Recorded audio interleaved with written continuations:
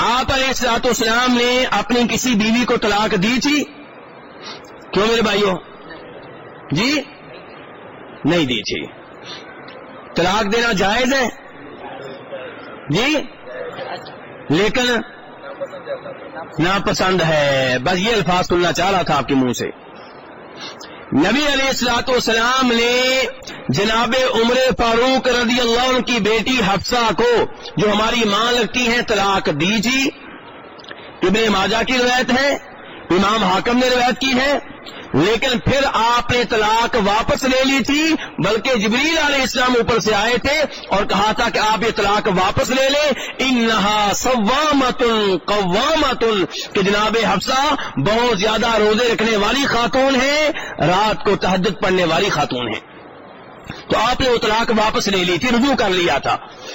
तो तलाक बहरहाल आपने दी थी। तो नबी अलैहिस्सलाम ने जब तलाक दी है, पता चला तलाक देना नाजायज अमल है कि जायज अमल है? जायज अमल है। भाई एक रिवायत बयान करते हैं कि जी जो चीजें हलाल हैं उनमें से नापसंदीदा चीज कौन सी है? तलाक। अगर ये नापसंदीदा चीज अल्लाह के यहां हो तो हलाल कैसे होगी?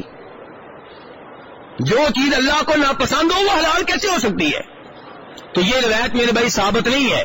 सही बात यह है कि तलाक देना जायज है, लेकिन इंसान को चाहिए कि अपने रब से डरे और किसी को तकलीफ देना जायज नहीं है। हाँ, अगर कोई औरत तंग करती है तो शरीयत ने बताया है कि आप उसको नसीहत करें, आप बिस्तर में उससे अलग हो जाएं, शायद सुधर जाए, हल्की फुल्की पटाई भी कर सकते हैं, शायद उसका घर उजड़ने से बच जाए, लोगों को दरमियान में डाल लें। फिर भी अगर कोई ऑप्शन ना रहे तो एक तलाक आप दे सकते हैं। कितनी तलाकें? एक तलाक आप देंगे, फिर उसको अफसोस लगेगा, वो आपसे मदद करेगी, या आपको अफसोस लगेगा, लेकिन चूंकि तलाक एक दी है इसलिए आप रुजू कर सकते हैं। नया निकाह नहीं करना पड़ेगा इद्दत के दौरान, 3 हैद मुकम्मल होने से पहले पहले। और अगर 3 हैद गुजर गए, ना उसने मदद की ना आपने की, दोनों डटे रहे, तो अब आप दोनों अलग हो जाएं। लेकिन तलाक चूंकि एक हुई है, अब भी नया निकाह हो सकता है। क्या हो सकता है? शरीयत ने काफी रास्ते रखे हैं अगर शरीयत को इख्तियार किया जाए तो।